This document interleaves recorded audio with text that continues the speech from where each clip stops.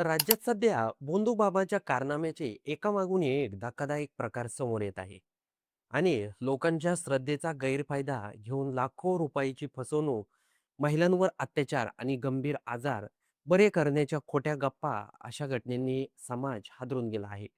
आता असाच एक भोंदूबाबाला सोलापूर ग्रामीण पोलिसांनी अटक केली आहे. स्वतःला बाळूमामांचा अवतार म्हणवून घेणारा मनोहर मामा भोसले हा नावाजलेला भोंदूबाबा आता पोलिसांच्या ताब्यामध्ये आर्थिक फसवणूक, भोंदूगिरी, महिलांवरील अत्याचार आणि अंधश्रद्धा पसरवल्याच्या आरोपांमध्ये ही कारवाई करण्यात आली आहे. सोलापूर जिल्ह्याचे पोलीस उपाधीक्षक अतुल कुलकर्णी यांनी याबाबत अधिक माहिती दिली आहे. मनोहर मामा भोसले यांच्याबरोबर यापूर्वी अनेक गंभीर गुन्हे दाखल आहेत आणि हे गुन्हे फक्त एका ठिकाणी नाहीत, तर अनेक पोलीस ठाण्यांमध्ये नोंदवले गेले आहेत. करमाळा आणि सोलापूर तालुका पोलीस ठाण्यात महिलावर अत्याचार केल्याप्रकरणी त्यांच्यावर गुन्हे दाखल झाले आहेत. या प्रकरणाने अधिकच खळबळ उडावली आहे. तसंच बारामती आणि दौंड पोलीस ठाण्यात गोंदूगिरी आणि आर्थिक फसवणुकीचे गुन्हे नोंदवले गेले आहेत. लोकांच्या अडचणी आणि श्रद्धेचा फायदा घेत त्यांनी लाखो रुपयाची उकळपट्टी केल्याचे आरोप आहेत. आता यामध्ये आणखी एक नवीन गुन्हा कुंडवाडी पोलीस ठाण्यात दाखल झाला आहे. आर्थिक फसवणूक आणि गुंडगिरी केल्याप्रकरणी हा नवीन गुन्हा दाखल करण्यात आला आहे. धक्कादायक बाब म्हणजे हा भोंदूबाबा आधीच एका प्रकरणात अडकेत आहे.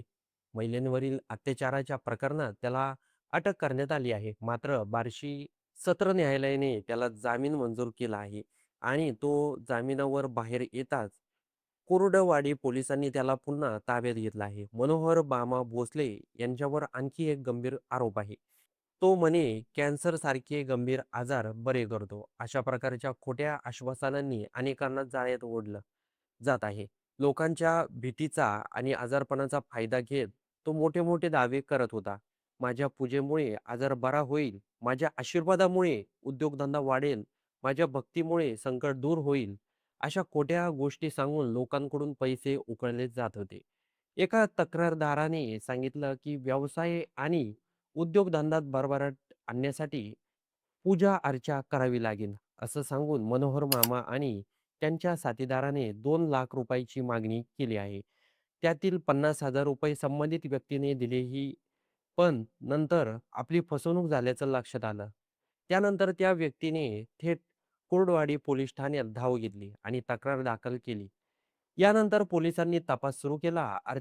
फसवणूक, जादूटोणा विरोधी कायदा आणि अंधश्रद्धा निर्मूलन कायद्याअंतर्गत गुन्हा दाखल करण्यात आला आहे. पोलिसांनी तपासाची चक्र वेगाने फिरवली आणि अखेर पुण्यातील मनोहर मामा भोसलेंना अटक करण्यात आली आहे. या संपूर्ण प्रकरणामुळे पुन्हा एकदा अंधश्रद्धा आणि भोंदूबाबांच्या जाळ्यात मुद्दा ऐरणीवर आला आहे. आजही अनेक लोक अडचणीत असताना, आजारपणात असताना, व्यवसायात नुकसान होत असताना अशा भोंदू लोकांच्या नादी लागतात आणि हाच विश्वास, ही श्रद्धा, हे लोक आपला व्यवसाय बनवतात.